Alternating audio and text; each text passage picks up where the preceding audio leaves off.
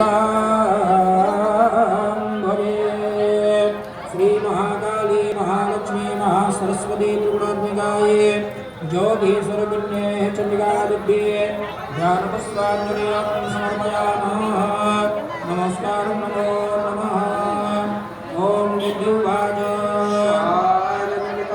ओम देवीस्तवघातन कीर्तये संजय तद्वं वदं सम्मन संभयो नवम्यां चेतचेतसा स्रस्यन्ति च वजे भक्त्या मम माहात्म्यमुत्तमा न तेषां दुष्कृतं दुष्कृतं तावदा भविष्यति न दारिद्र्यं न भविष्यतियोजना